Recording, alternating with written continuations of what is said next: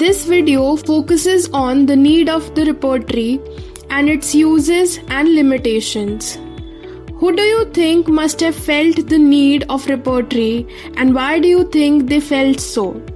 Let's find the answers to some of these questions.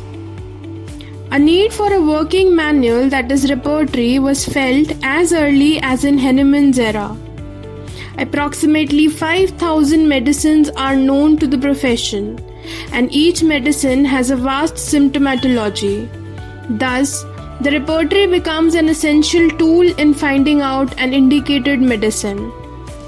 According to J. Willis, the author of Medicine for Practicing Physicians, the goal of a medical school should be to lead the students to the realization that there is no shortcut to learning, and to encourage students to have a workable strategy for learning medicine. The student must realize the difference between rearrangement of facts and simple recall, memorizing, thinking, and to be able to use all three.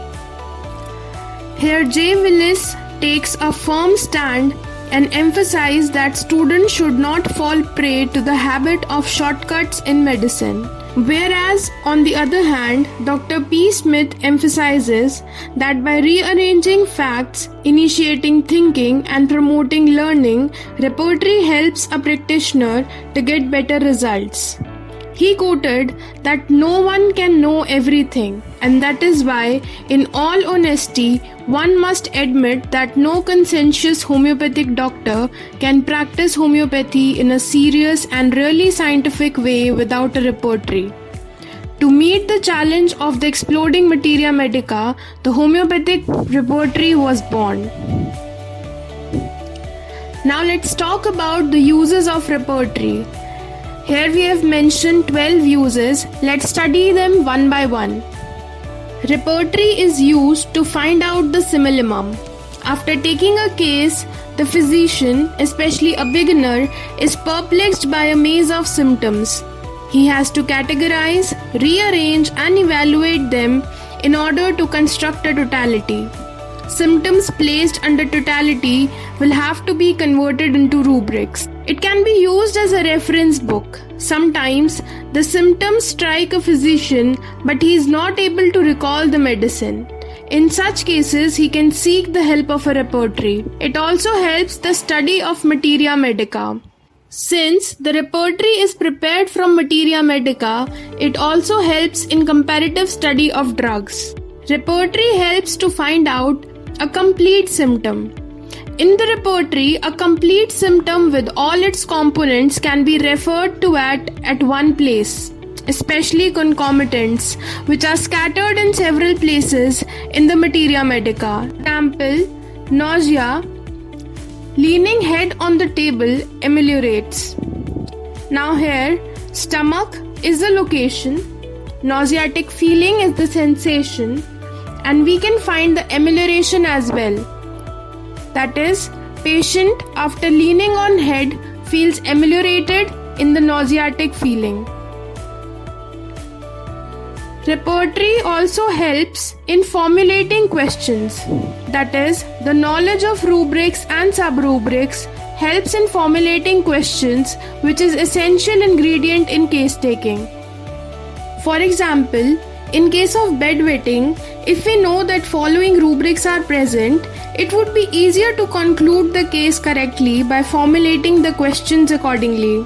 Example, in this case, patient can be asked about the specific time period of bedwetting. Is it about at night, or in midnight, or before midnight, or after midnight, or during midnight to 5 am, or midnight until morning. Repertory refreshes the knowledge of materia medica.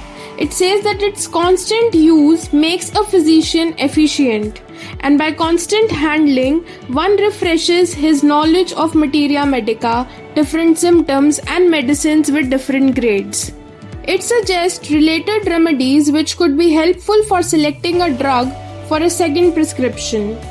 Each medicine mentioned against the rubric also carries the source of information. This unique advantage can be had from repertories. Repertory is used to select the right rubric amongst the similar rubrics, and this can be done by using the cross references.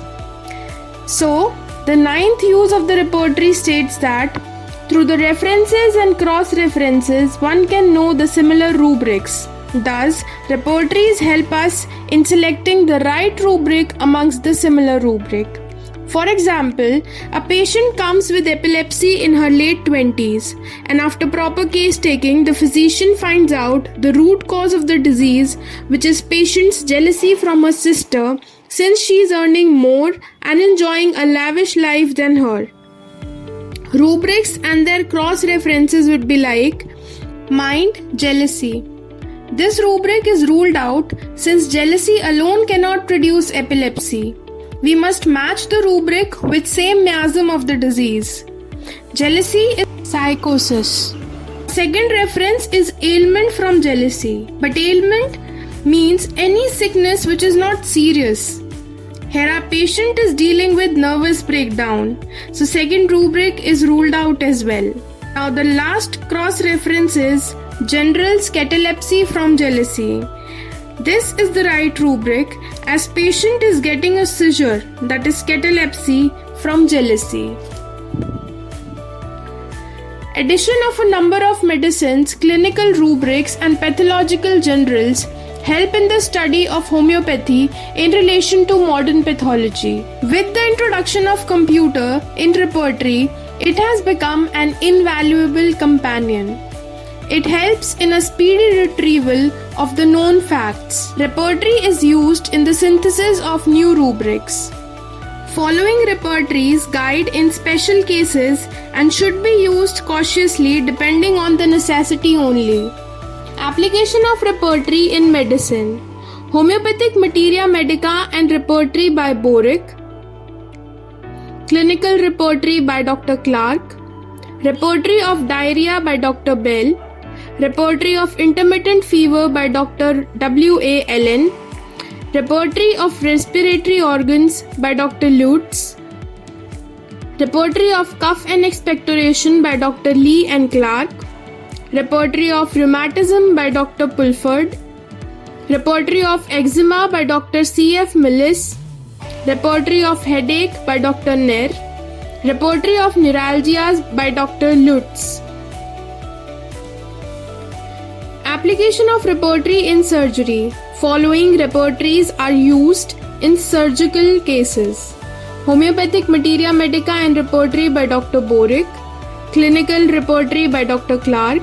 Repertory of Hemorrhoids by Dr. Ginse. Repertory of Appendicitis. Repertory of Urinary Organs. Repertory of Eyes. Application of repertory in gynae and obs. Following repertories are used in gynae and obs cases. Homeopathic Materia Medica and Repertory by Dr. Boric. Clinical Repertory by Dr. Clark. Repertory of Mastitis by Dr. Ginse. Uterine Therapeutics by Dr. Henry. Repertory of Labor by Dr. Yingling. Limitations of repertory. It is a means to an end, never an end in itself.